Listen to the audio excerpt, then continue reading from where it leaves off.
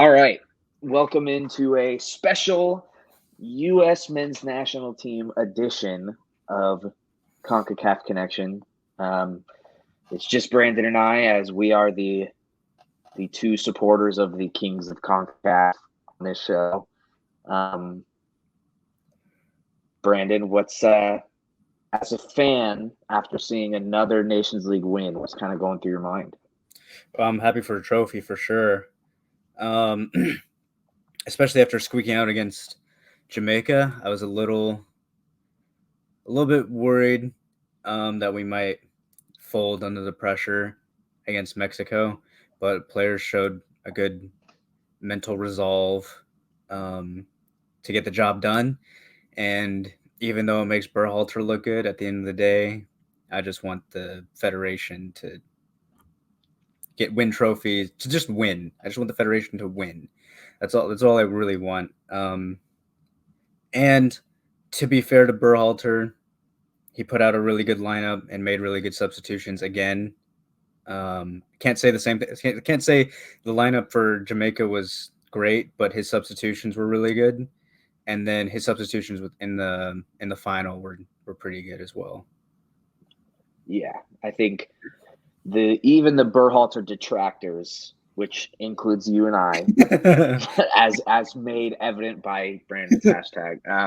If you're watching this, um, even the Berhalter detractors can admit that he's kind of figured out the right player pool to call in, the right 11s to put on the field, and the right guys to bring on in certain situations.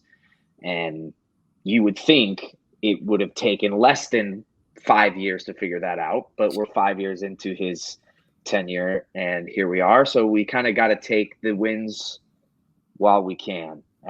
But if you want to hear our full thoughts on the Nations League, we do have a podcast that hopefully will be out by the time this is out.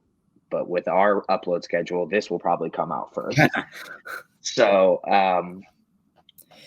let's get into Before I just want to say, ahead. I just want to make a quick jab at Greg real quick. Yeah, go Is for it. what's most telling about how bad his tenure has been is I felt like it's been legitimately. This isn't me being sarcastic. I feel like it's been like 10 years, but obviously he wasn't there for the 2018 mess up. So, but it I was I yeah, it feels like it's been since 2014 that he's been in charge. He's lucky that he has this level of skill. I know it's kind of hard to mess up, but I mean, we've seen other managers at other nations mess it up before. Yeah, Their golden generation, the Belgian squad, low key Southgate right now, but we're not going to talk about. We're not going to talk about them. That'll be for the big pod. Yeah. So we're just gonna kind of talk about the state of the players heading into a very important summer with Copa America and also the Olympics. Kind of underrated. I didn't put that on the document, but if we have time, totally forgot about that. If we have time, we can talk about that because we do have France in our group, and we just tied them 2-2 in a friendly in France. How strong was their lineup? Oh God! I guess we'll just Let me look because I was like kind of in and out of that game, but there were spells where we were playing really, really well. the Olympics has to be under 23. Is that correct? Yeah. Okay. I think you're allowed to have 2 players over 23 on the roster, like 2 exceptions.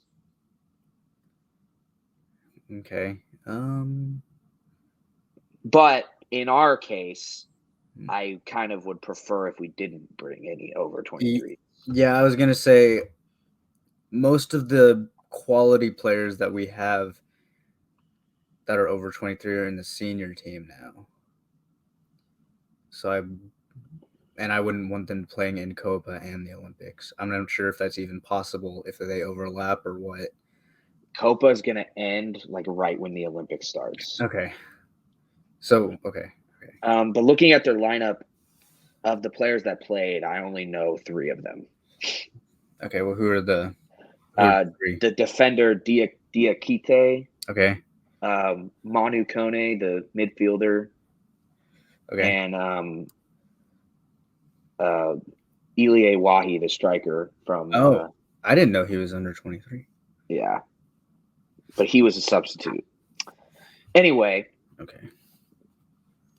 we'll start with players at the club level.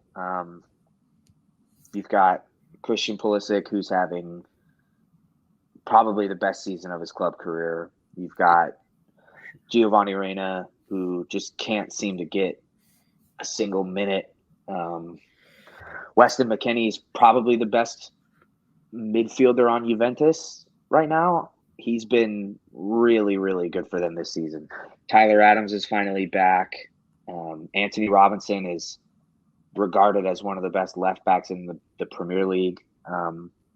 It's kind of a situation that we're not used to, where we have so many of our top guys playing in top leagues and playing well.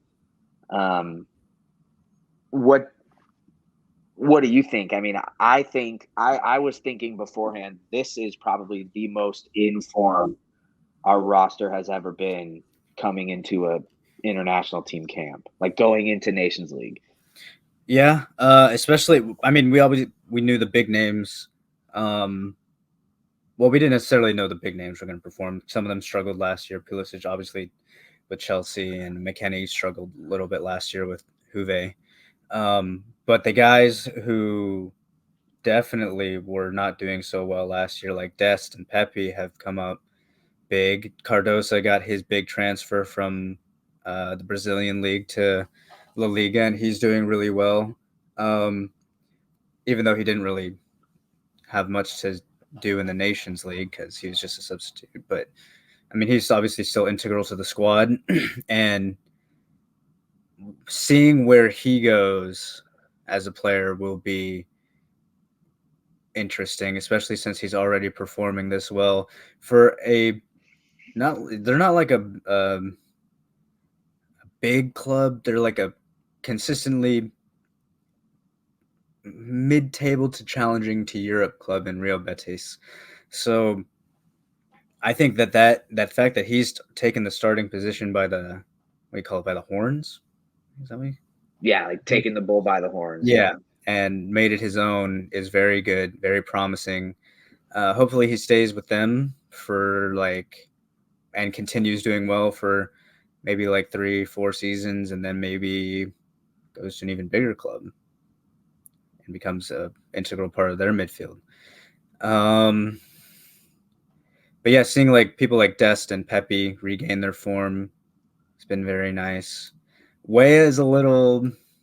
He just can't get on the field at Juventus. It's because, well, he was. The problem is with that is he was in the beginning of the season, but his output wasn't good enough for them. So I feel like he might transfer out of Juve at the end of the season.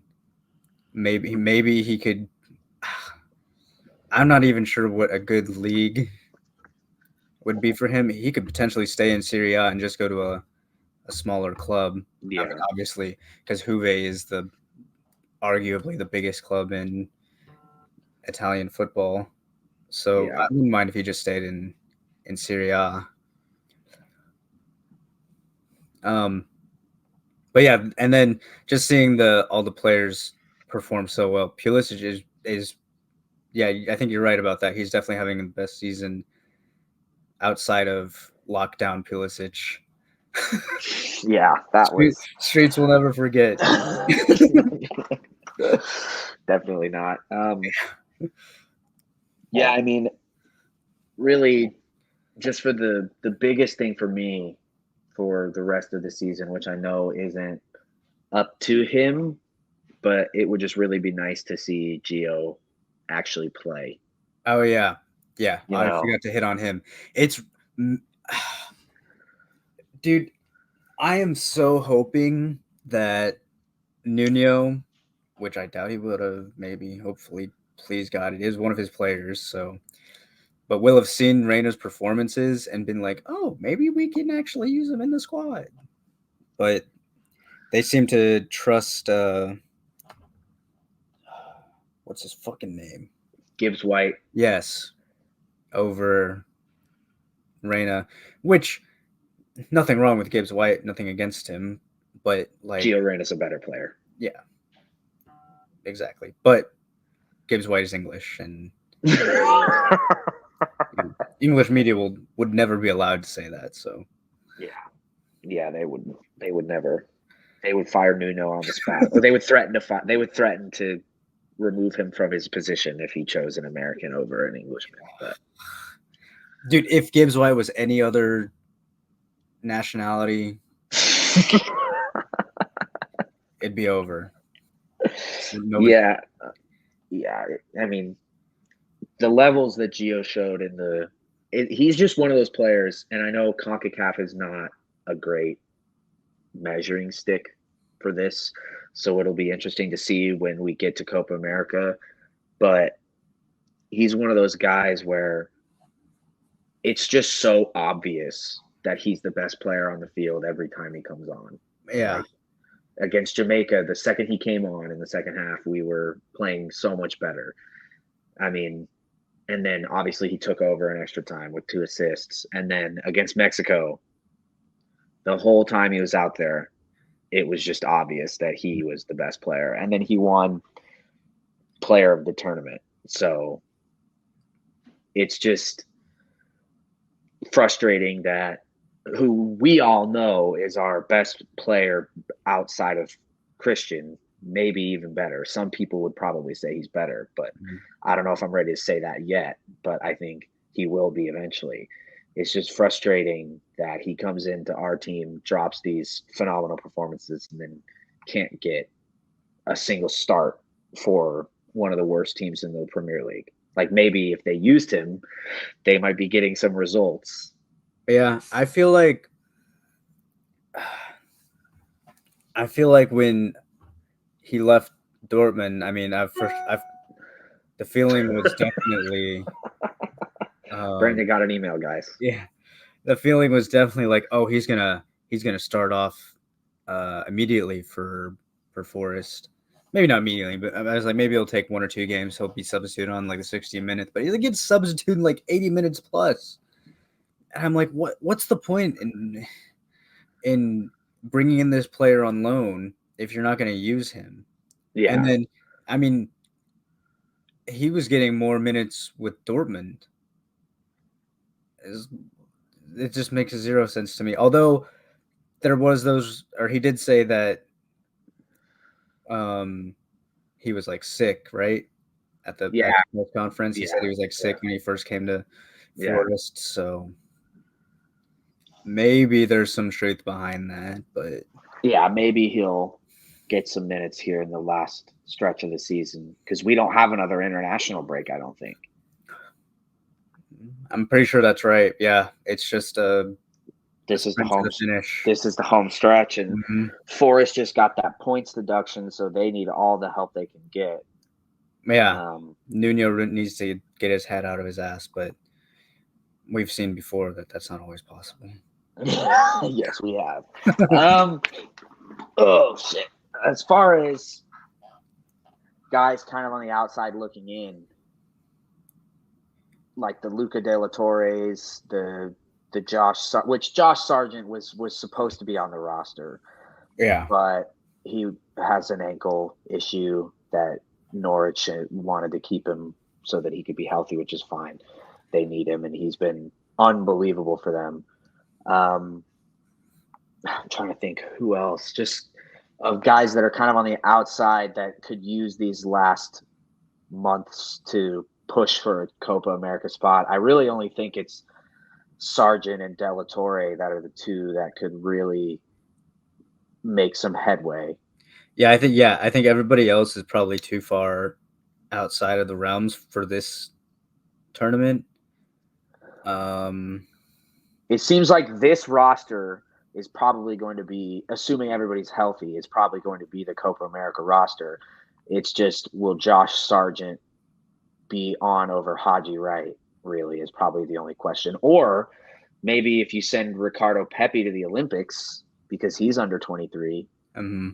But I just think he's probably too. I don't want to say he's too good for it, but like he's kind of earned his spot on the senior team.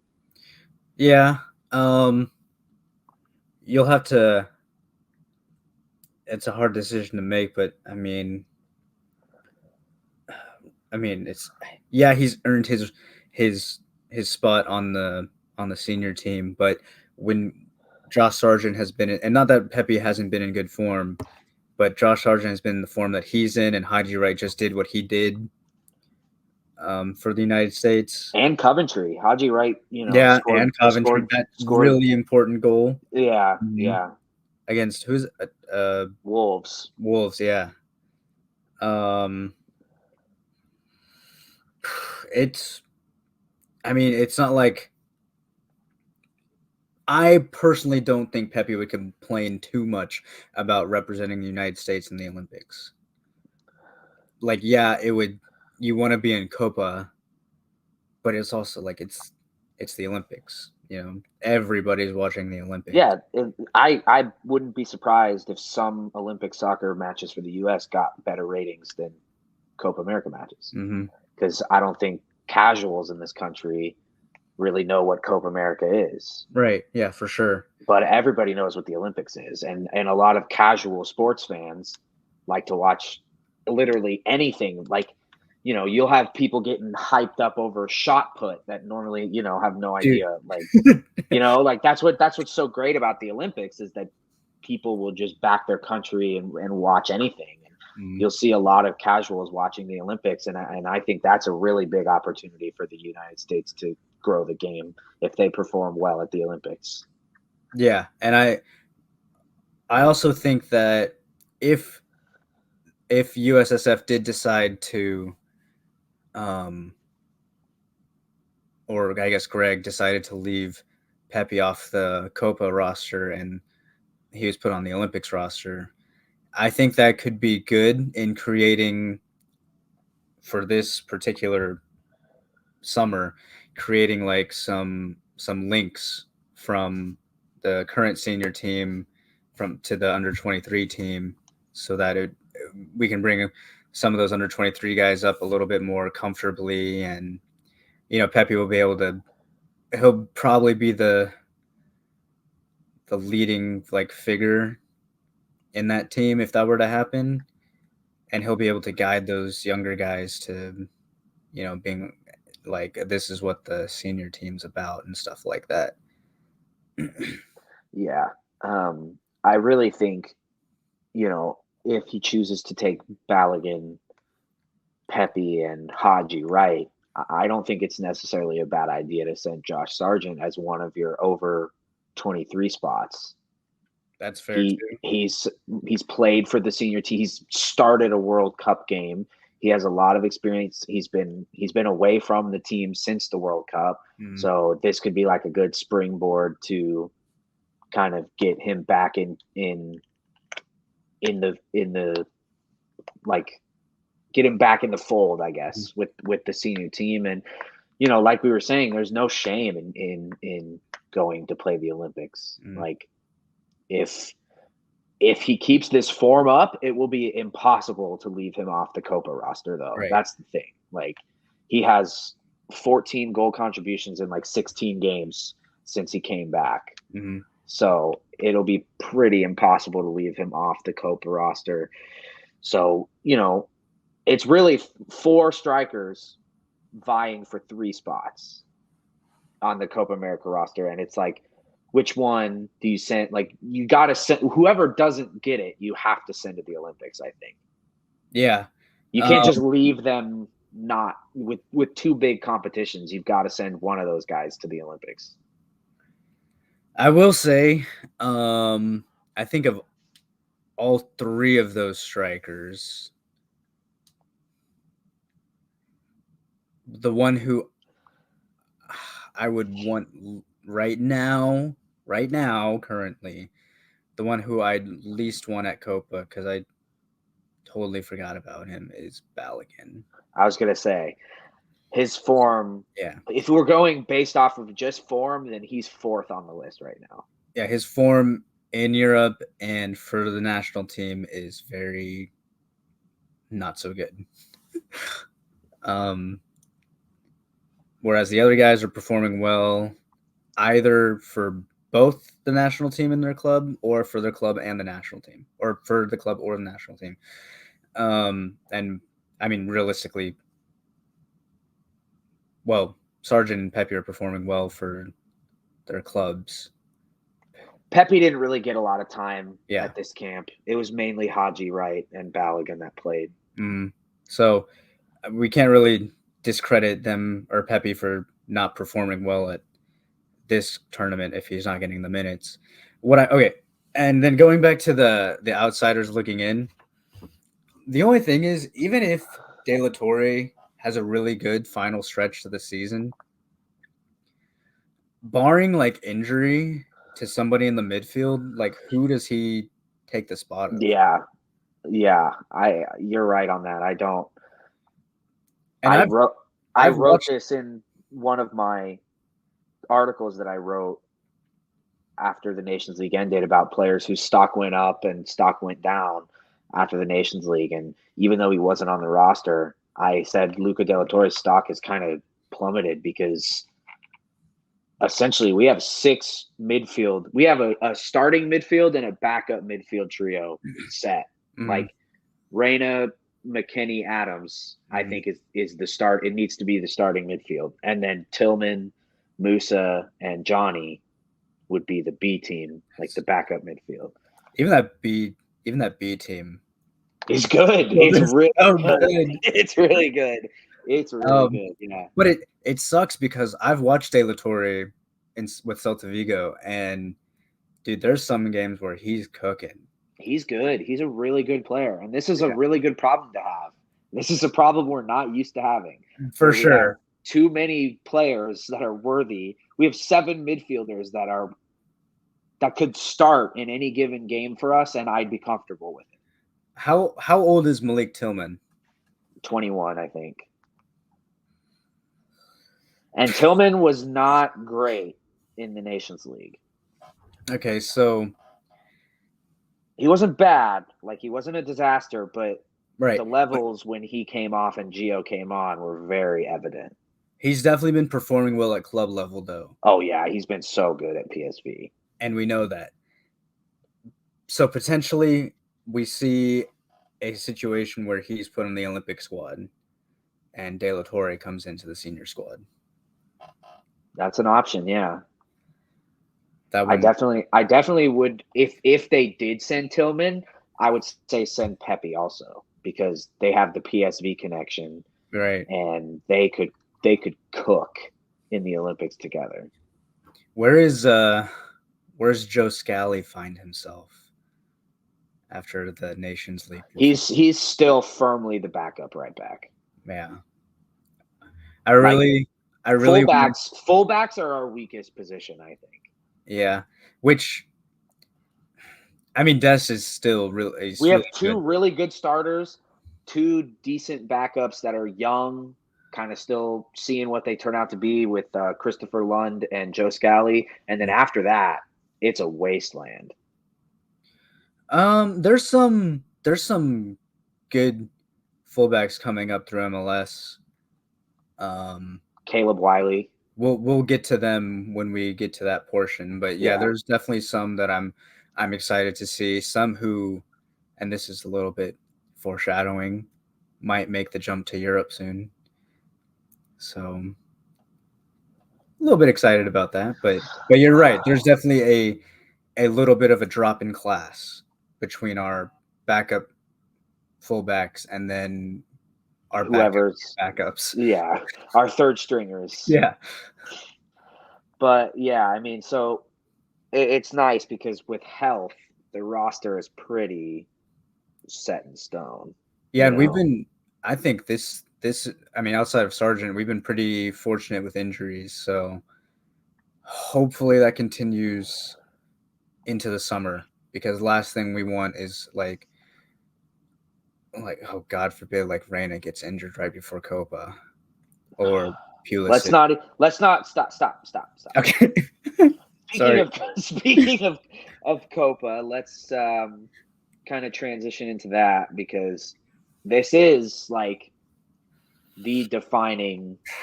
I think more so than the last World Cup. I think this is a defining. This is going to be a defining tournament for this group. Yeah. This is a real. I like. I genuinely believe this. This is not me saying this as a biased fan. This is a real shot to win meaningful silverware. Like this is the best chance we've had to win a meaningful trophy that's not just like the Gold Cup in a long time. Yeah. Honestly, like I know a lot of South American fans will think this is crazy, but like the only real threat in South America to me is Argentina. Brazilian squad is just they're kind of like fragile, I'd say. They're not like the Brazil of old where they could if they couldn't get you technically, then they could scrape out a win. This this team can't scrape out wins. And like I don't want to promote racism here. Right? But Be careful. Be I know, careful, I know. please. I'm gonna be, but like To edit this. Hold on, let me write down the timestamp just in case. it's just like you see Vinny Jr. crying every other game, and like, yeah, I know racism is a huge deal, but as a professional football player, you cannot be so fragile mentally to let something like that get under your skin so easily. And hopefully it won't happen so much in the United States. It won't. But Let's yeah, be honest, it I won't. mean, well, there might be, The traveling, I would worry more about the traveling fans than that's fair. the fans here. But, U.S. fans don't care enough about soccer to be racist towards the players. well, we don't have to say we don't care enough about soccer. We just have more class than that. Well, yeah. Also, yeah.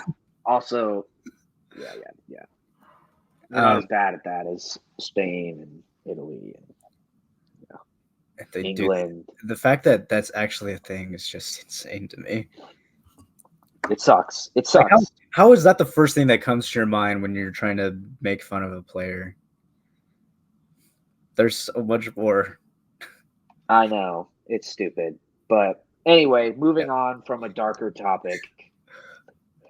I think we should top this group. I put that in my prediction that I posted on our TikTok. Mm-hmm. I think we can tie Uruguay at home. Yeah, that'll be an interesting game. Uruguay is a tough opponent. Bielsa's at the helm. But I think we can work a draw, and then I think we'll just beat Panama and Bolivia by more than they will. And we'll top the group on goals. Yeah. We just have to let Darwin Nunez get some easy chances that he'll miss and not let him have any really difficult ones. Exactly. That's the blueprint. I mean, they have a good mix of youth and old heads in their team. I think their goalkeepers, is it still going to be Muslera? Ooh, I don't know. Because he's really old. I know he's still playing for Galatasaray, but their most recent roster, they had Sergio Roque, Santiago Mele, and Franco Israel. Who? As their I don't know any of those three goalies, but those were their three goalies in this international window. Yeah. In which they lost to Ivory Coast 2-1. Interesting.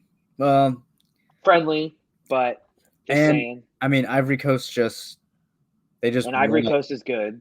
Didn't they just win the? Yeah, they Just won the AFCON. Yeah, they just won AFCON, so no shame in losing to Ivory Coast. No. But I mean, we know who they're like. We know it's going to be Darwin Nunez. Valverde is going to be their main. Bentancur. Yeah, but their main attacking threat is going to be Darwin Nunez. Valverde. Yeah. Suarez. Do you think he gets in? He will. I'm sure he will. It'll be a. I think regardless of whether we win or lose or draw, it'll be a fun match. That'll be a great game. Is it the first? It's not our first match. It's our last one. Thank God. Okay, that's good. Because if that was the first one, I would say I don't know, because it's the first match of Copa for the U.S. The first match is Panama. Okay. Or no, that's their first match. Hold on. Our first match is Bolivia. Thank God. We go Bolivia, Panama, Uruguay. They go Panama, Bolivia, us. Dude, if we can't thrash Bolivia. We should. We will. We will. We'll thrash Bolivia. We should handle Panama pretty easily. Yeah, we know how to handle them. Yeah, and then I think we can tie Uruguay. Yeah, we can CONCACAF our way to a tie. Yeah. Uruguay. If we get lucky, if we score first and just start shithousing from the 30th minute, like, come on now. 30th minute. I'm talking about. We could pull a Jamaica first 30 seconds. Well, I mean, we can shithouse off the rip, but I'm just saying we got to score first and then continue. Who's the? It's Josh Sargent is the wind-up guy, right? Or which one was the player that likes to wind? Which U.S. player is the one that winds up other players a lot on this current squad? No, it was like, I mean, Weston McKennie likes to wind up. No, it was like, was it Brendan Aronson? I don't remember, but I think it was like during the he is someone that I could see not making the Copa America squad. Yeah, as soon as I shouted out that name, I was like, ooh. If Luca De La Torre is going to get in, it's going to be over him. I mean, that's totally plausible. And you could just move Gio. You could just, for roster purposes, you could just put Gio or Tillman as a winger, and then put, like when they release, how they like announce it by position. So like the goalies, the defenders, the midfielders, and the forwards. Mm. You could just put Tillman or Gio as a forward, and then put Luca as one of our midfielders. You can only, I think, we want to keep a certain amount of technical. Like, we're not going to play them as wingers, but just put them up there for roster purposes, right. And then we could just substitute one of our goalkeepers. I mean, we really only need two. I know. We say that and then two get injured. Turner and Horvath, yeah, but anyway. Who's our third stringer right now? Well, for this camp, it was Drake Callender from Miami. Yeah, but why? I think third string is pretty open for the taking right now. It's like Turner, Horvath are pretty locked in 1 and 2, and then third string could really be anybody. Have you seen any of Slonina's time at UPenn? Is he playing well? They're not a very good team, first of all. So I'm sure he's getting. I mean, and he's what, 18? Yeah, I'm sure he's getting. Not worried. I'm sure he's getting a lot of opportunities to make, like to stop shots. Like, I'm sure he's facing a lot, but every time that I look to see, usually they've lost and usually they've conceded 2, 3, 4 goals, and usually he's starting. Here he was man of the match and kept the clean sheet on March 10th. It's good. Speaks volumes to him being man of the match. But then they lost 1, 2, 3, 4, 5, 6 games before that. Yeah, UPenn's just not a very. They're not a very good team, but like you said, he's only 18.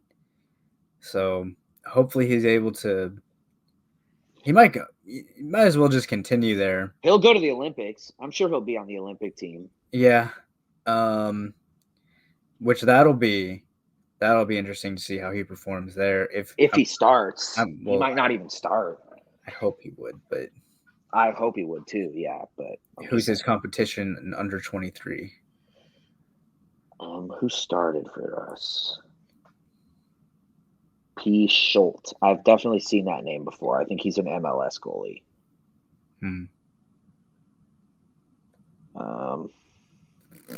Yeah, Patrick Schultz. He's 23 and he plays for Columbus. He's Columbus's goalie. Who else was on the roster?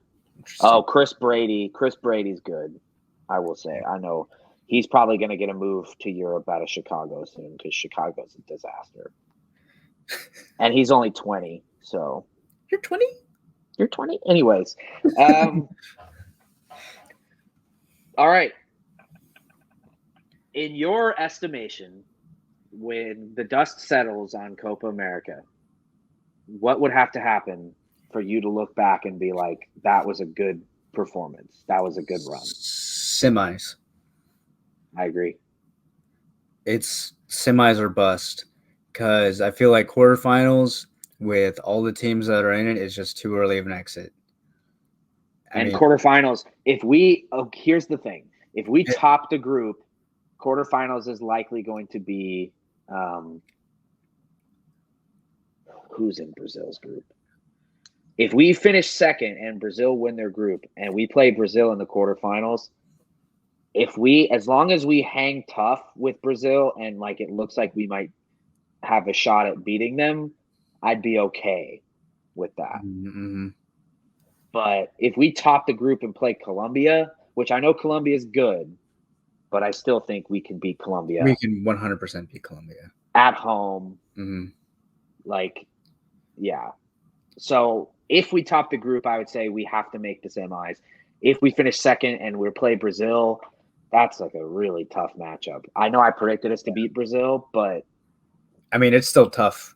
It doesn't matter. Yeah. It doesn't matter how you cut it. But I think of any time to face Brazil, I'd want to do it this summer. Anytime at any point in Brazilian history. I think they're the most vulnerable right now. Yeah, but I mean that was just me. We're just getting to just from a more broad. We're getting too specific. From a broad standpoint, I do think a semifinal run, I would look back and be like, that was really good. Like I'm really proud of that. I mean, I'm proud of them no matter what. But like that, I'll be like, and we still have a chance to win a medal. Yeah, and we could get third. Yeah. So I mean, I definitely would not complain about third. No. So, but like I said, I do think that this is a tournament that we can win. Yeah, I think, like you said, this is the time to play Brazil. I think Argentina's really strong, but I don't think they're invincible. Like I think they're far from invincible. Yeah, I think they're probably still the favorites to win, but I do think that in a one-off game, anything can happen. Mm-hmm. And it depends on how.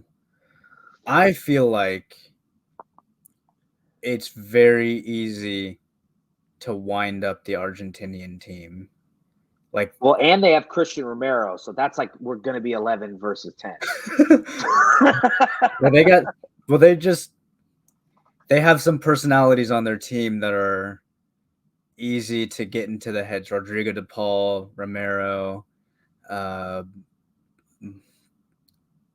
not Montiel. Martinez, maybe, but he's usually doing the winding up. He's the one winding up, yeah.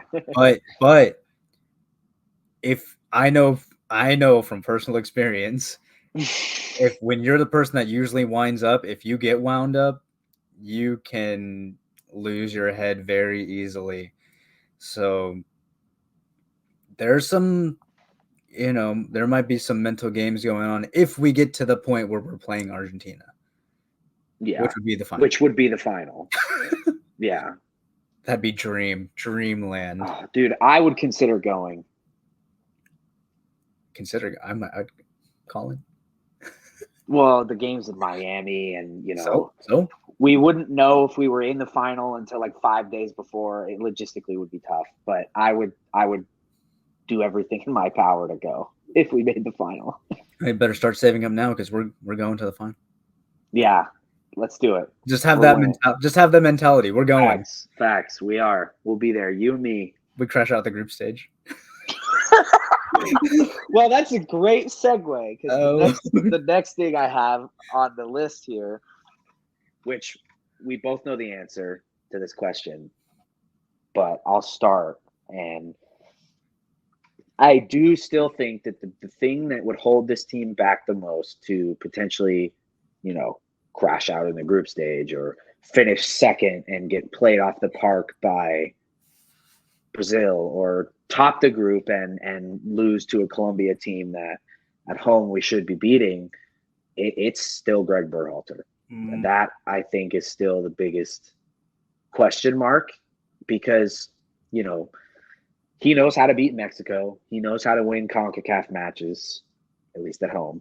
And he knows, he's kind of figured that out. But he still does not really have a win where you can look back and be like, man, that was like, we kind of punched above our weight. That's like a signature win, like against a team better than us. Yeah. And his inability to adapt his tactics and like just too many times the team comes out and looks, inept and fragile and uninterested. It just happens too often. And I know at some point the players have to take responsibility, but I do think Greg Berhalter needs to figure out a way to have them like they were mentally prepared to play Mexico in that final 100%. I mean, they played very well. They weren't scared or timid or anything. So he clearly was able to get them up for that game because, I mean, it is Mexico. It's just that consistency is not there. He needs to work on how to get them because if we drop a game like we did against Jamaica, against the Uruguay, we're going to get played off the park. We're piped. Yeah. And speaking of consistency, this is the first time that Greg's called up a roster where I've been like, I actually like this roster. Like there wasn't really any like, ooh, why is he being called into the team?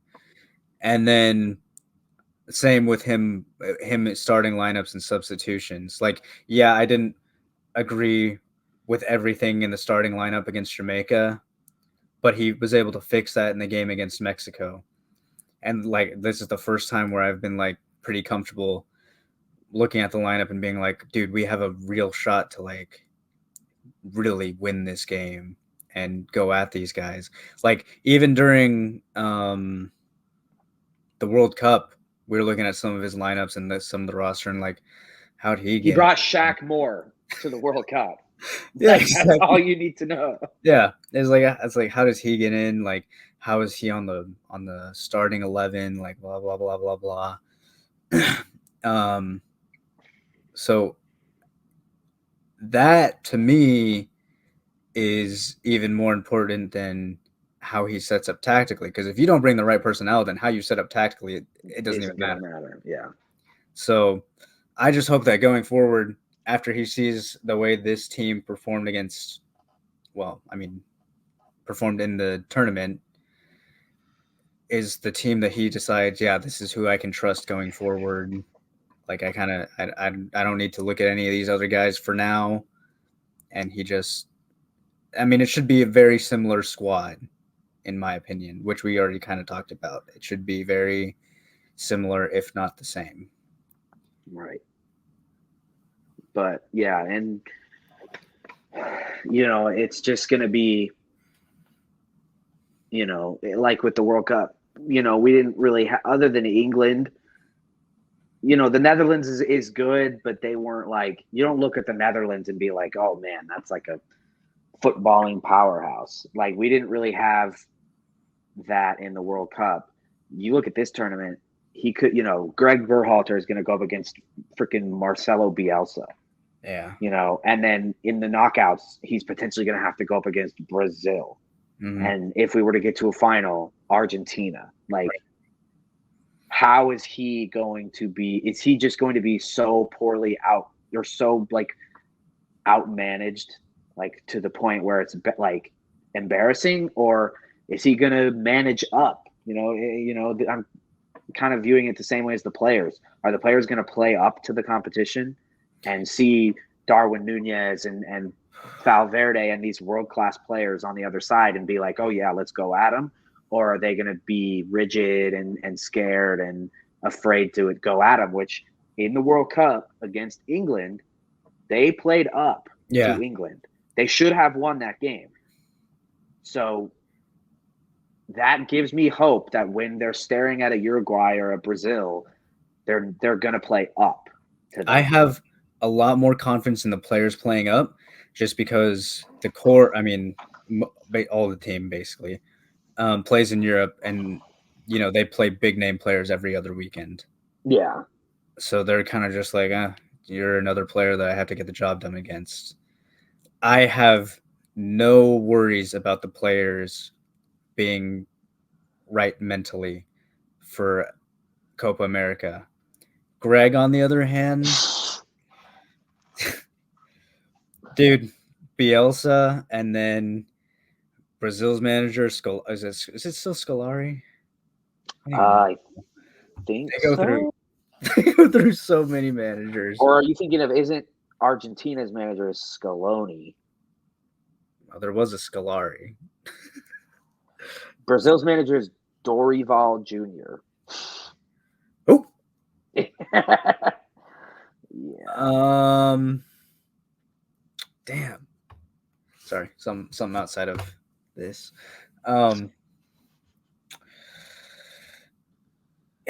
Okay, well, so he might not get outmanaged by Brazil's manager.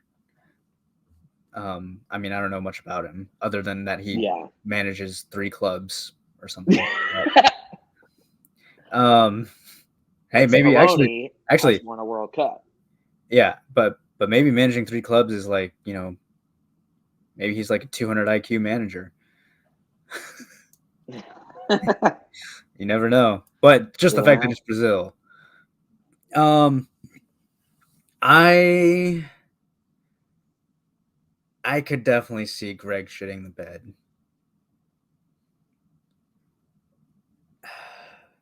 As much as I hate to well, and I mean, we've seen it before, so it wouldn't be surprising.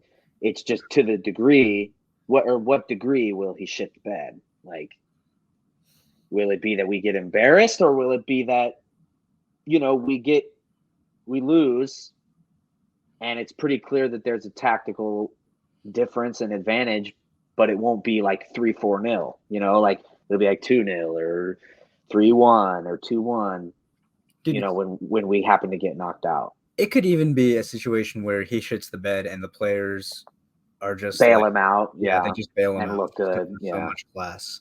Yeah, not necessarily look good, but then we'll use that as we have a change mentality. We're able to scrape past. But I mean, hey, I would take that. If that means we get to like the semis or the final, if we scrape past the team, I don't give a fuck as long as we I don't care how you get it done. Just get it done. Yeah. But yeah, I could definitely see Greg having a howler. He could have a Champions League Guardiola in him. Just overthinking. I don't think he would over tinker. Greg's not. I don't think he's much of a tinkerer. But yeah, I could just see him being tactically outclassed for sure. Yeah. Well, time will tell. Copa America is still a few months away, so we won't be predicting anything right now. We will probably do. I'm sure we'll probably do a full breakdown. Oh, we will. That'll be its own thing, and that'll be really fun. Yeah. Moving past Copa America to staying in the summer, though, we do have some guys who, like we mentioned, Tim Weah, Gio Reyna, potentially at Dortmund, might need to move out. Guys in MLS who could use a move. Right now, why don't you give me the three, or not, just give me three guys at the top of your mind that you think are the ones who need moves the most? From MLS or just from any club? In general. Could be MLS, could be already in Europe. It doesn't matter. Reyna. I don't know which. I mean, I feel like that's so obvious.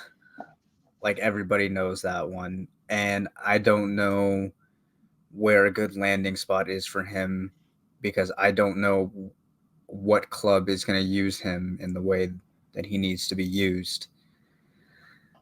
Because I thought, like I said, I thought he was going to get used at Forest. I thought for sure he was going to get a lot more minutes at Dortmund this season because last season he performed really well for them.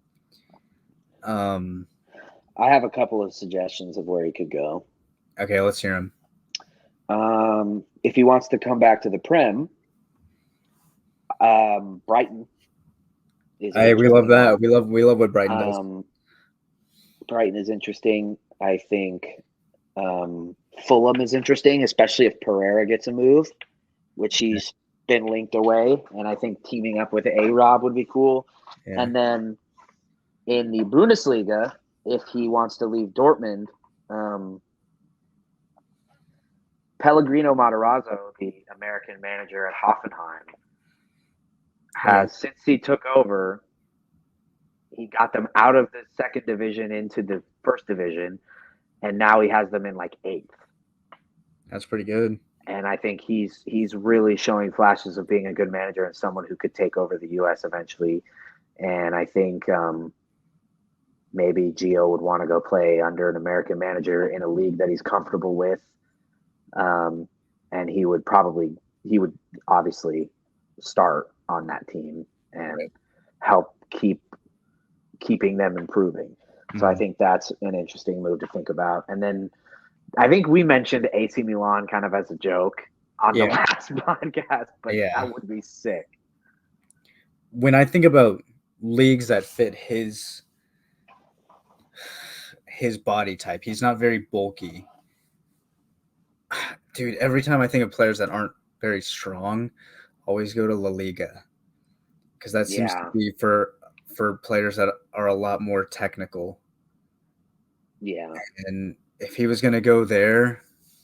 Girona? That's a shout. They actually do have some pretty decent quality, though. I'm not sure. Yeah, true. He gets ahead of. He might not walk in there and start. Where I think would actually be a pretty interesting place for him to go would be if they, which I mean, I'm pretty sure they are, but if they stay up Sevilla. Yeah. I think they need somebody with a lot more creativity than what they have. Or if he wants to go somewhere where there's already an American, you can go to Celta Vigo or Real Betis. And with both Johnny and De La Torre playing in the midfield, it's not like he would have an American goalkeeper where he's like way far away from him while he's playing a game. And he'd be having somebody who he'd be playing with and linking up with when he's with the national team. Yeah. And I kind of like the thought of Betis or Celta Vigo. Obviously because they had the US players, but also because they're both decent teams. They're not the strongest team, so they don't have like a plethora of talent at their hands. Yeah. But they're strong enough to where he can make a good impression on other clubs and progress forward well in becoming and like reaching his potential. and I think that would be a really good step for him. So I personally always think Spain. But I said that about Pulisic too, and look what he's doing for AC Milan. Yeah. So you just never know. Yeah, you never know how a player is going to acclimate to a new league. But anyway, who else? Well, I kind of already said Weah. Yeah. I've got a rogue shout if you need a rogue shout. Yeah, give me something. Matt Turner. Oh yeah, it would be nice to have our starting keeper start. Yeah. Look, especially if Forrest go down, I don't want Matt Turner playing in the championship. Like, nothing really against the championship, but like, he's not even guaranteed to start in the championship, and he has the quality to start for a mid to low table Prem team. Like, I just think it was hard because Forrest have been so shit that like any goalie's going to look bad in that team. I think, like we saw last season, Keylor Navas didn't even look very good in that team. Like, yeah, I think a Bournemouth or a Palace, like any team like that, and I think you would really see him play really well. I don't mind Bournemouth because he'd also be linked up with Adams. And if he went to Palace, he'd be linked up with Chris Richards. Bournemouth's an interesting shout for Gio Reyna. Don't they have a really good? I mean, they do have Alex Scott, Yeah, and he's good and young and English, so they wouldn't take him out of the lineup. That's like the triple threat: good, young, and English. But no, yeah, Palace would be nice because Chris Richards. Yeah, Chris Richards, and obviously that'd be important in setting up with what the U.S. have going on, because I think Chris Richards is on a good trajectory and will start consistently for the USMNT. Oh yeah, he's the locked-in starter as long as he's healthy for the foreseeable future. Yeah, and that would really help with like communication when coming over to the national team, and I love stuff like that. So, I was gonna say I don't necessarily think so many clubs are looking at a goalkeeper of his profile necessarily, because the way the game's going is they want keepers that play with their feet, and Matt Turner has never been that keeper, and he might get to that point, but he's 26, 27 now? I think he might be 28. 28. He's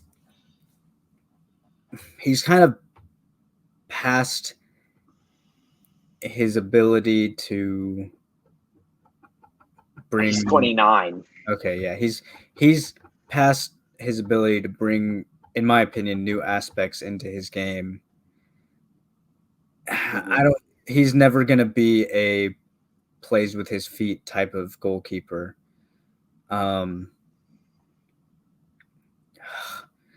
And I'm trying to think of, if he goes to the championship and starts for a team, I wouldn't be upset, because the championship is still a quality league. Yeah. Lots of people say it's tougher than the Prem. So, and I'm sure if he goes to even if he went to a mid-table club, he'd be, obviously starting importantly, but hopefully he'd be facing the shots that he needs to stay in good form. But I worry, just because the Prem's so cutthroat. Like,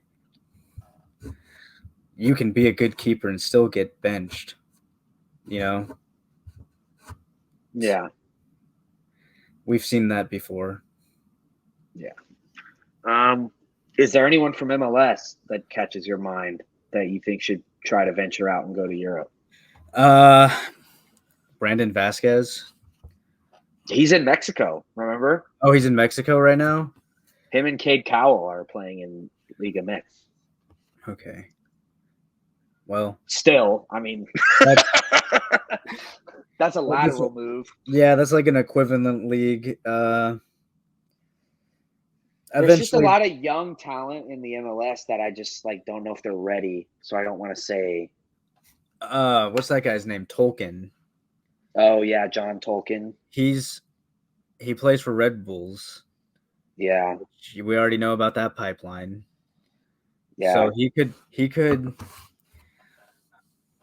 I think he's ready to make a jump to Europe. Not like to one of the top 5 leagues, but obviously to what's the Red Bull in Austria called? Salzburg. Yeah.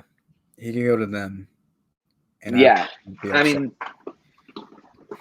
there's guys like, Caleb Wiley is a left back. He's 19 for Atlanta. He's solid. He could go to like the Belgian league or something like that, Eredivisie. There's guys like who's that really weird guy? His name is he played for the U23s. He's a forward. He's like 18. He's looking solid. What is his name? There's a couple here that MLS is saying might go. Mm-hmm. Aiden Morris. Yeah, he's good. Columbus's midfielder. Yep. Brian Gutierrez. Jack McGlynn. I think he'll. Yeah. Maybe. maybe not so much for you. I've just been hearing about him for so long. Yeah. But he's only 20. Yeah, he's only 20. So, and then 20? Yeah. I know this is very early on for saying this guy's name, but Jake Davies at Sporting Kansas City has finally, thank God, is starting over Graham Zusi. Nice. And he's picked up right where he left off last season in the playoffs.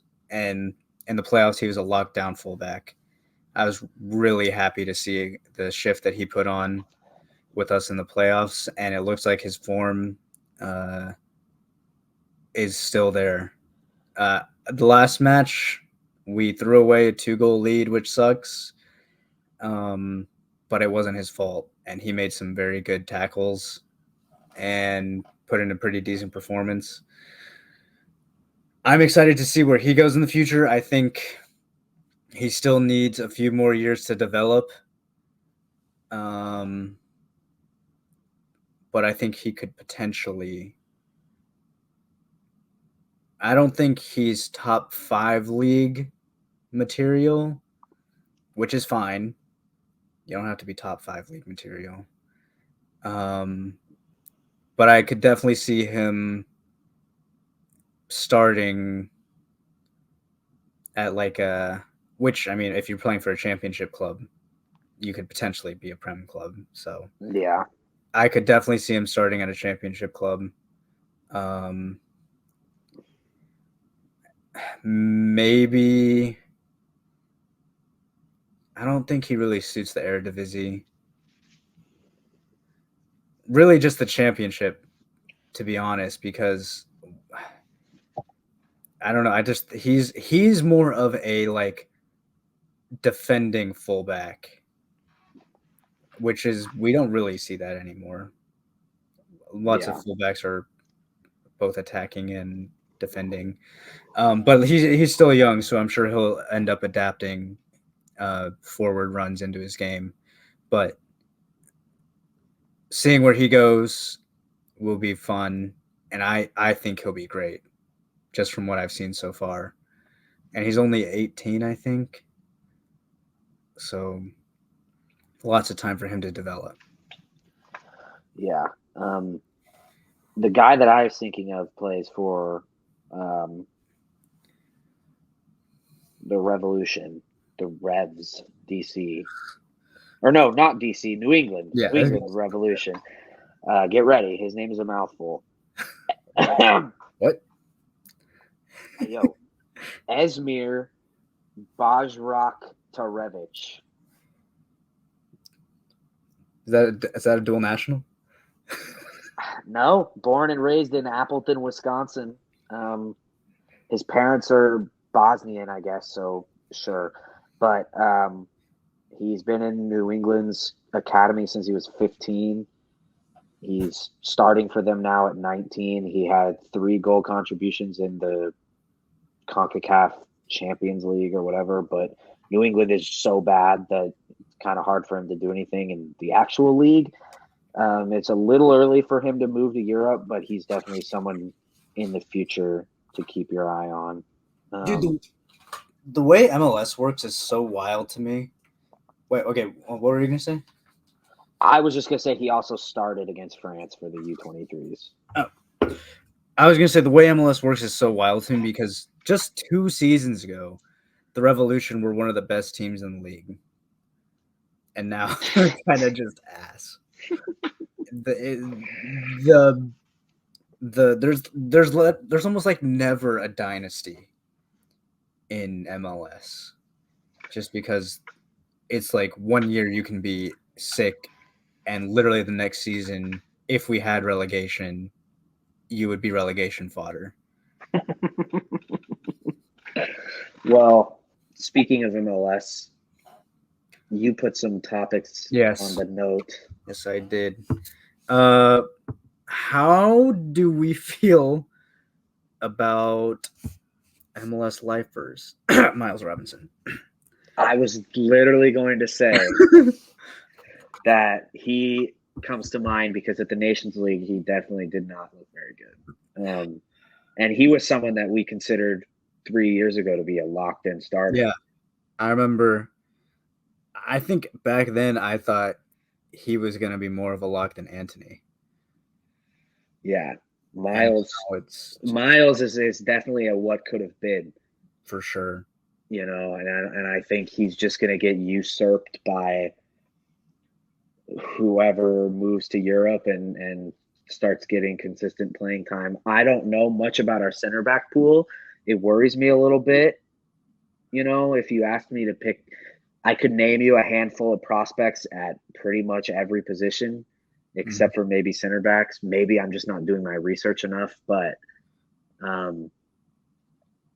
you know, it's not just Miles Robinson, though. I don't want this to become a Miles Robinson roast session because, you know, you have the guys like Jordan Morris and Paul Arriola and Walker Zimmerman and Sebastian Lletget, who were... That's not relevant to USMNT anymore. No, I know. None of these guys are. None of those guys that I just named are, but I'm just saying these are guys who used to be, their level of skill is what we used to think was good enough to start World Cup games. Start World Cup qualifiers. Not only that, but MLS players that went to Europe flamed out and now are back in MLS, like Mihailovic. Georgi Mihailovic, yeah. Caden Clark. Yeah. I still think Caden Clark, I still think there's something there. There's hope.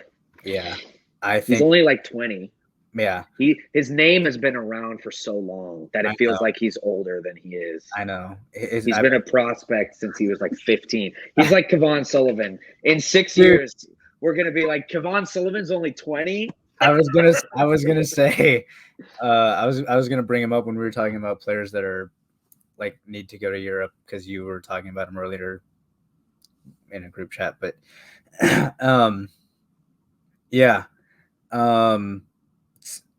seeing that happen where you went to Europe, flamed out, and now are in MLS is, I'm not sure which one's worse, being an MLS lifer or seeing you go there for one season, flaming out. I would rather see them try. That's fair. To try and challenge themselves, because they clearly care about improving their game. If you just stay in MLS forever and you don't try to go to a different league, a harder league, and challenge yourself, then you don't really care about improving. Mm-hmm. Whereas at least Georgi Mihailovic and Caden Clark and some of these guys that it might not be working out for them, at least they tried, and at least they went and had those experiences and showed some quality. I mean, Georgi Mihailovic started out looking pretty decent in Europe, and then really just the wheels kind of fell off. But I would rather have them at least try. Yeah. And I think the reason why I still have more hope for Caden Clark than I do for Mihailovic. This sounds, I don't know. This might be an ignorant take, but from somebody who's actually, I played the game too. I know a little bit about what I'm saying, but I feel like being a defensive-minded midfielder is easier to look good than it is to being an attacking midfielder. Because when you're attacking mid, the only thing people really care about is goals and assists. Mm-hmm. When you're a defensive mid, if you get a goal, if you get an assist, good for you. As long as you put in a shift, as long as you're like running down people, like jockeying for position, all that good stuff, you're probably going to have a good game. So I think Caden Clark, there's still a chance for him. Mihailovic, I think there's still a chance. I think it just depends on him personally. Does he want to go back to Europe and try again? Yeah. I think Caden Clark, I think he will go back to Europe. I just don't know when. I hope so. That would be, Lord knows we need it. Yeah. We need all the talent we can get. We're starting to see, like we were saying earlier, we're starting to see it where we're running into these problems that are good to have. We have 7 midfielders that we think deserve to start on the senior team. I would love it to be where we have 12 midfielders that we look at, where if we could fill out an A, B, C, and D team of midfielders where we're like, okay, if we have to start these guys, obviously you'd rather have the A team, but if you have to start the C midfielders, like, they might put in a shift like France or England. Like England's C team midfield would be better than our B team midfield, maybe even better than our A team midfield at times. But like, we're starting to get there. Like, we're having that conversation about the strikers. We have 4 strikers that we want to bring, Right. but it's just not realistic. And I think MLS is a huge stepping stone in making that happen. And they've developed good players and developed some of our best players. And we just need to keep sending guys over. We've done a better job recently, I think, at allowing these kids to go when they feel like they're ready to go. Okay, so since we're talking about players staying in MLS and coming back to MLS, when is it okay for a player who has aspirations of playing with the USMNT, when is it okay for them to just stay here? Is it okay for them to just stay here, or should we be demanding that our players venture out and at least try? Look, I mean, as Euro snobby as this sounds, we've reached the point with our player pool where if you're playing in the MLS, you're going to be pushed down the pecking order. Like you're going to be, we're going to look at, oh, this guy's playing in the Belgian league. This guy's playing in the Premier League. This guy's playing in the championship. We're going to evaluate all those guys. And if none of them look good, then we'll be, oh, he's playing in MLS and he's playing like, right. So I don't want to say we should demand that they go because, we can't make someone, if they don't feel like they can be a player, then it might just be a waste of time and a waste of money. But at the end of the day, you'll never know unless you go. Right. So I think the MLS now will always kind of be an afterthought and push down a little bit with the national team. So much for the USSF forcing Greg to have an MLS quota. Yeah. Well, hey, that still could have been a thing, and they could have changed it. They changed it to 1. Miles Robinson. Yeah, we never know. I guess. I guess we'll never know. And Drake Callender. There's 2. Oh, yeah, okay. 2. But am I echoing? No. I'm echoing for me. Oh. What is happening? Okay, I think I'm good. But I just think, once you've hit, like, if you're still in the MLS by the age of 24, you're probably gonna be MLS for life. Yeah. I know this was during a different time period for the U.S. national team, and that we still had there was a core of MLS players on the national team, and there was Europeans sprinkled throughout the team. Yeah. But one of probably debatable, I guess, best player ever for the USMNT was essentially an MLS lifer in Landon Donovan. So,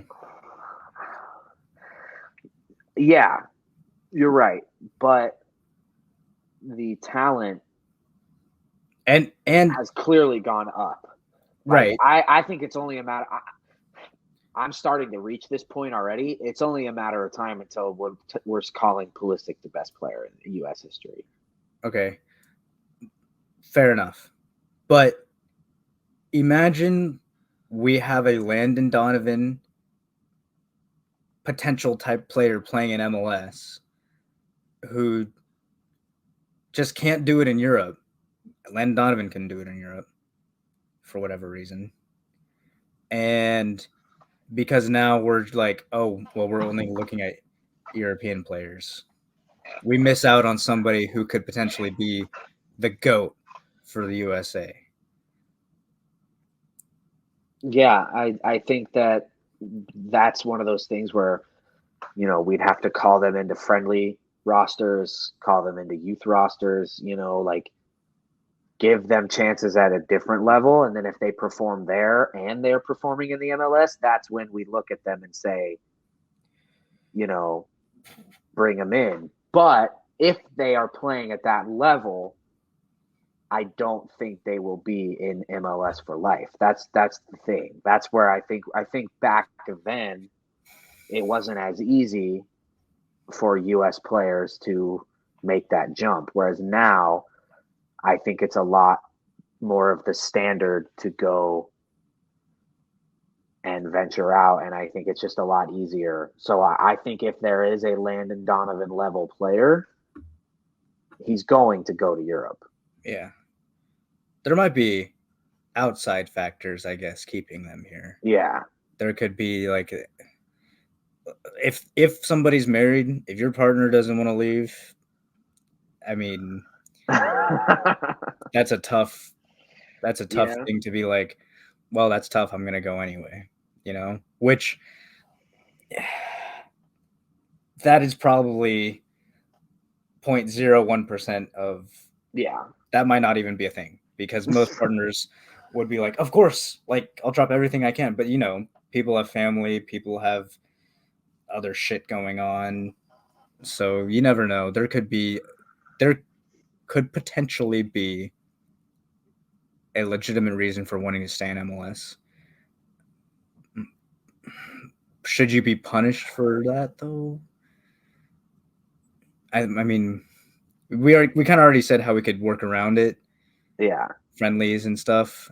And it's not like we have I don't have anything against calling up players from MLS as long as you perform well for the national team. I don't really care where you play. Right. At the end of the day, it doesn't matter. But Yeah, just with the amount of players that we have in the national team that are playing in Europe, we've just started to notice a large gap right. between them and the players that are still in MLS playing for the team. Yeah. So it's kind of it's tough for MLS players to break through unless they're like a wonder kid, you know. Mm-hmm.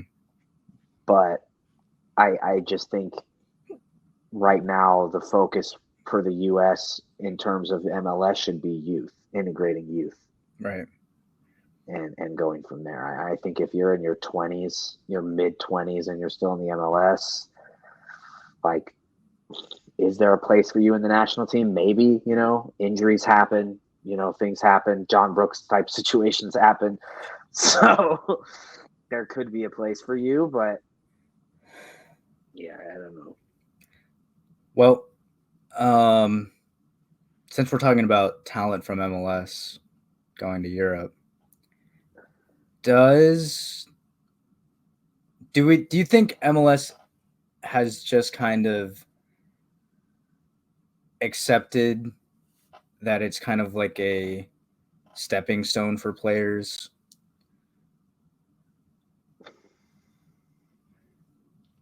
I know the league wants to be competitive with Europe, but at the same time, most of the players that have any aspirations of doing anything still go to Europe. Yeah. Yeah, I think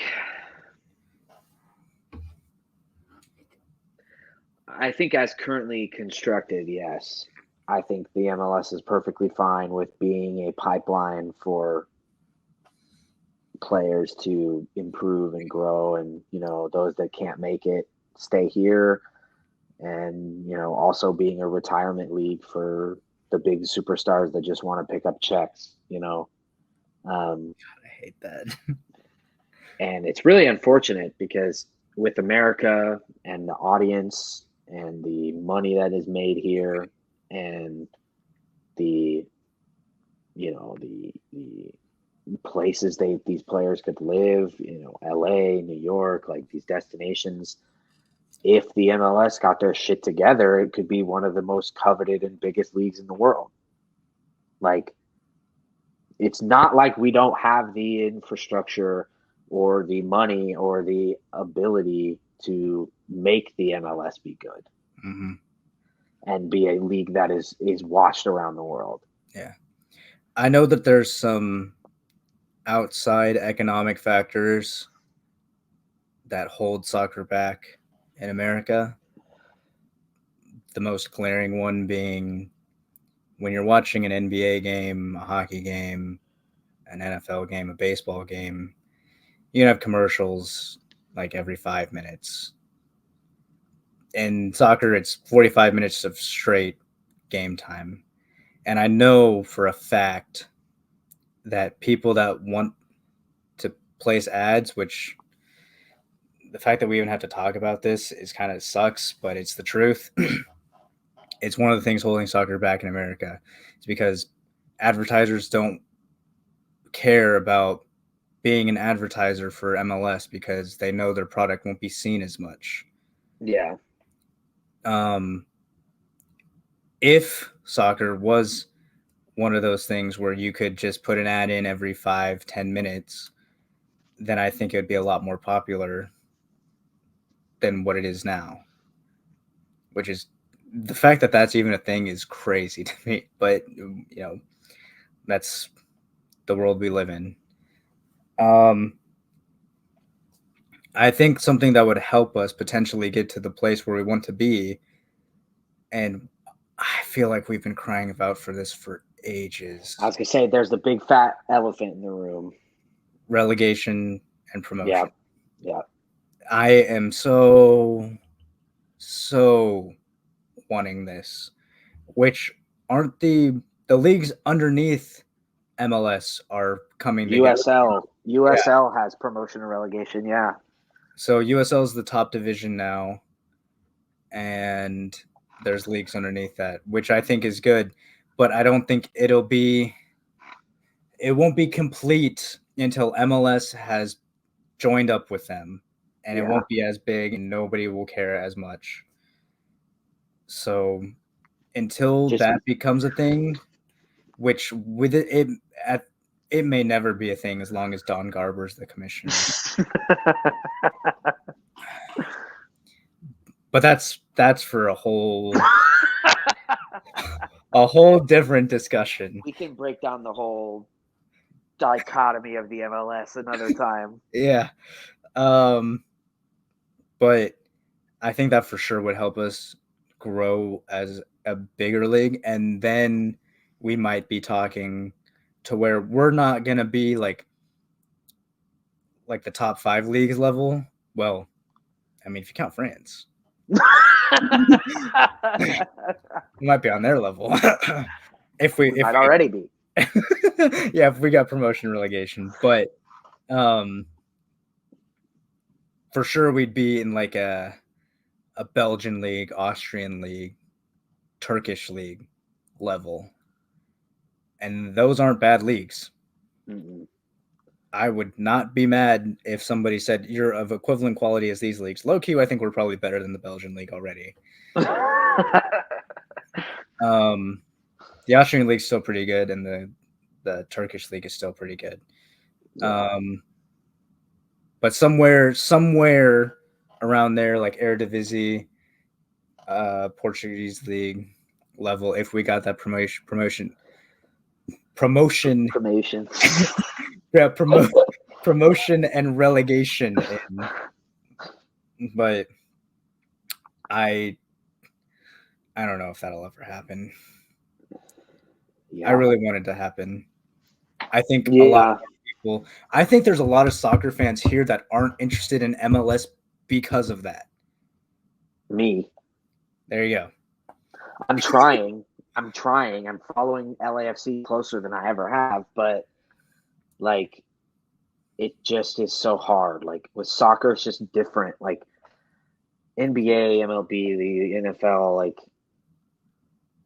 there's no way really to have promotion and relegation in leagues like that. Mm-hmm.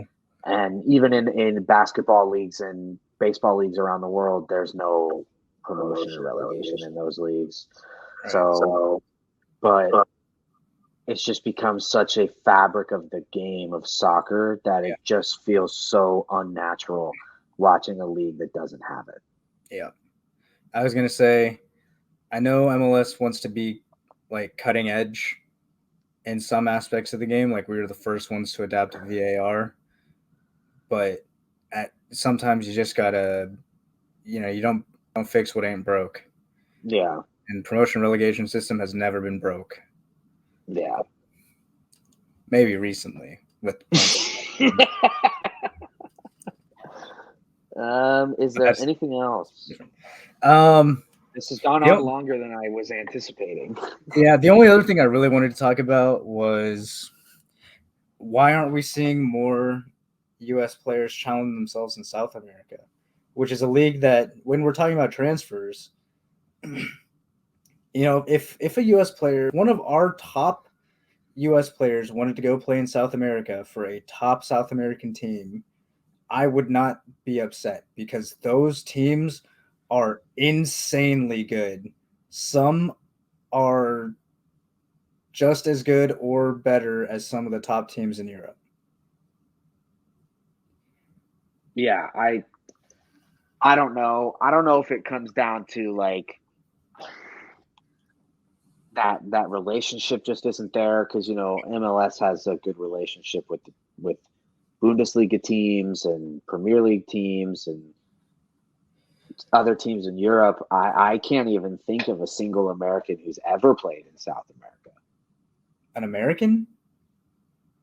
Yeah. Well, Johnny played there. Okay, besides him.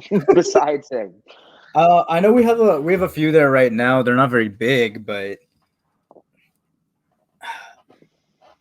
I just and then especially when you think of if you want to grow the technical part of your game. Yeah. You definitely would like to see a player play in South America because they're as technical as it gets. Yeah. I mean, you see the players that come out from there. I mean, they're fucking technical masterminds. Yeah.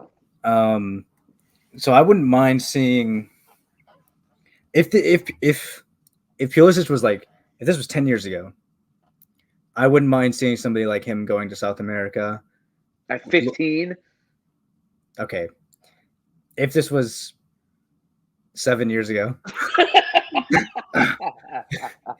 I wouldn't mind seeing him go to play in South America and grow even more technically than what he is now.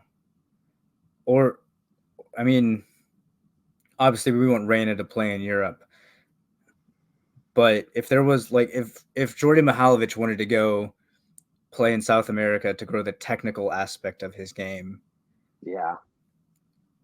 I think that would be amazing. And I don't know if there's not a stigma, because I know that even European commentators have said there's nothing wrong with going playing in the South American leagues. No. So I don't really understand it.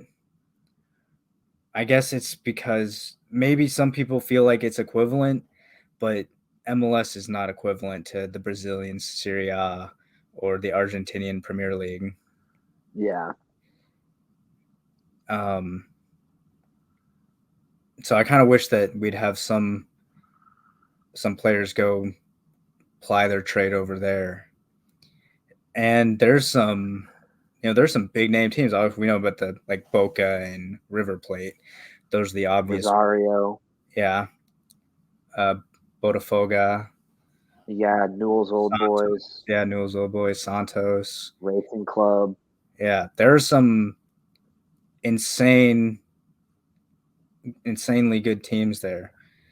And I think if we really wanted to grow the technical aspect of the game for the United States, we'd need to see some of our players go there, because right now I think we have some players that have a good technical ability,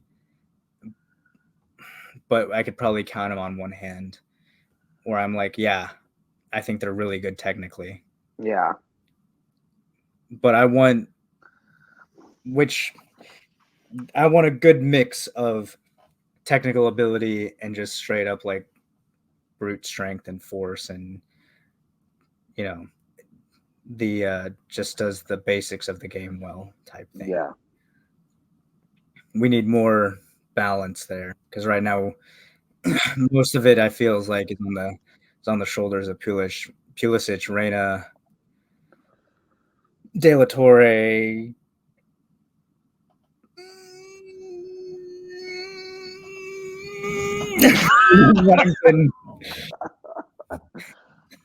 McKenny.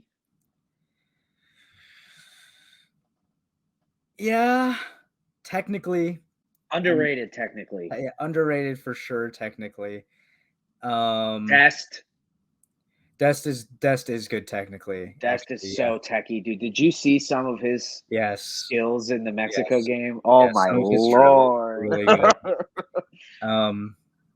But I feel like I don't want to. This sounds bad. I feel like most of our strikers or forwards are more like clunky. Yeah, cross and inshallah type strikers. Yeah. Which, hey, it works for us right now. So that's fine. Yeah.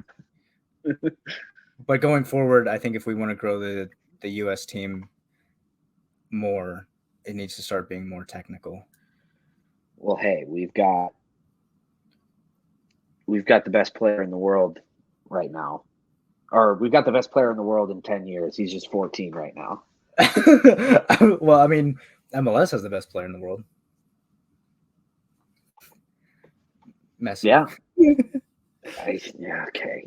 He's not the best player in the world anymore, but no, he's not. It's Sullivan.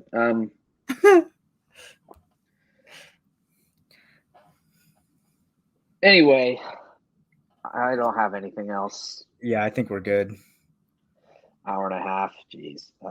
I wasn't expecting that, but hey, I'm not surprised. We're D1 yappers over here. There was some There was some yap sessions. Thanks for listening, watching this special edition of CONCACAF Connection, where we really dove into the U.S., the player pool, and the expectations for a big summer, and kind of the situation for the players at the club level and MLS and things of that nature. This was fun. This was something we should do more often. I like this. This was good. We don't really get to let our U.S. fan flag fly when we're on the podcast. So, well, we got 2 Mexico fans and then Abdon. Well, but we're 2 USA fans. Yeah, but they get us down. It'd be too toxic. It'd be too toxic. We could never do it. Yeah. So I'm sure they won't be as long as this one in the future. We'll try to not. Hey yo. Hope. So yeah, thanks for watching, listening. Follow us on TikTok, Twitter. We're active. We are officially active on TikTok. I never thought I'd see the day. So go follow us on there. What is the at? I forget. CONCACAF US. Go follow us on TikTok because we're posting a lot on there. But other than that, that will do it from us. Thanks for listening. See you next time.